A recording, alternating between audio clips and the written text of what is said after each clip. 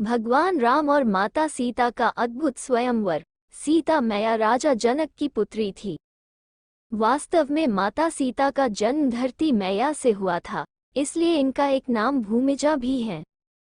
सीता मैया का जीवन साधारण नहीं था। वे बचपन से ही कई असाधारण काम करती रहती थी, जिनमें से एक था शिव के धनुष से खेलना, जिसे कई महान महारथी हिला भी नहीं सकते थे।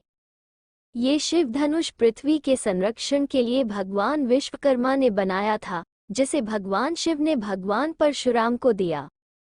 परशुराम जी ने इस धनुष से कई बार पृथ्वी की रक्षा की और बाद में इसे राजा जनक के पूर्वज देवराज के संरक्षण में रख दिया।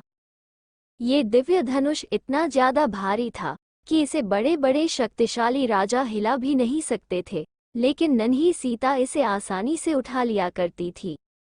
ये दृश्य देख राजा जनक को एहसास हुआ कि सीता कोई साधारण कन्या नहीं है, यह कोई दिव्य आत्मा है। इसलिए उन्होंने बाल्यकाल में ही निश्चय कर लिया कि वे सीता का विवाह किसी साधारण मनुष्य से नहीं करेंगे, लेकिन वे सीता के लिए दिव्य पुरुष को कैसे खोजे, ये सवाल उन्हें अक्सर सताता था। तब उन्हें ख्याल आया कि वे स्वयंवर का अर्थ ये होता था कि इसमें कन्या स्वयं अपनी इच्छानुसार अपने लिए पति का चुनाव कर सकती थी। का आयोजन करेंगे, जिसमें ये शर्त रखी जाएगी कि जो धनुर्धारी शिव के इस महान दिव्य धनुष पर प्रत्यंचा चढ़ाएगा, वो ही सीता के योग्य समझा जाएगा।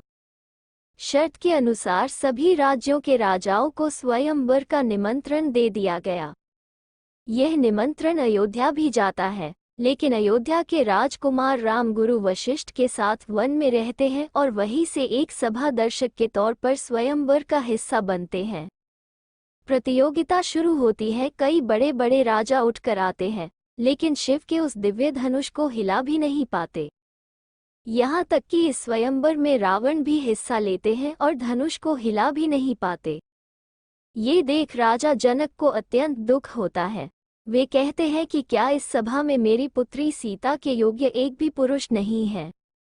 क्या मेरी सीता कुंवारी ही रह जाएगी? क्योंकि इस सभा में एक भी व्यक्ति उसके लायक नहीं। जिस धनुष को वो खेल खेल में उठा लेती थी, उसे आज इस सभा में कोई हिला भी नहीं पाया। प्रत्यंचा तो बहुत दूर की बात है। जनक के द्वारा कहे शब्द लक्ष्मण को अपमान के बोल लगते हैं और लक्ष्मण को बहुत क्रोध आता है। वे अपने भैया राम को प्रतियोगिता में हिस्सा लेने का आग्रह करता है, लेकिन राम ना कह देते हैं कि हम सभी यहाँ केवल दर्शक मात्र हैं।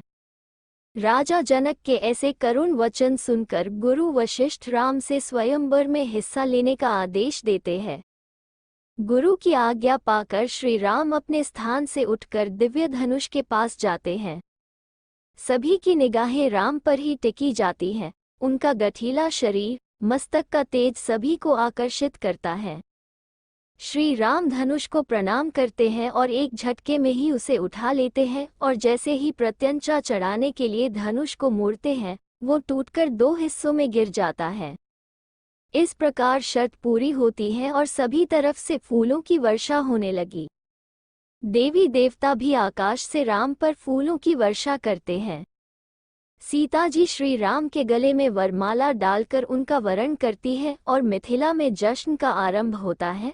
लेकिन धनुष के टूटने का आभास जैसे ही भगवान परशुराम को होता है, वे क्रोध से भर जाते हैं और मिथिला की उस सभा में आ पहुँचते हैं। उनके क्रोध से धरती कंपित होने लगती है, लेकिन जैसी श्री राम ने भगवान परशुराम के चरण स्पर्श कर क्षमा मांगते हैं, भगवान परशुराम समझ जाते हैं कि वास्तव में राम एक साधारण मनुष्य नहीं, अपितु भगवान विष्णु का अवतार है, और वे अपने क्रोध को खत्म कर सिया राम को आशीर्वाद देते हैं। तो दोस्तों, आपको ये कहानी कैसी लगी? अगर वीडियो अच्छी लगी तो चैनल को लाइक, कमेंट, सब्सक्राइब जरूर करें। धन्यवाद।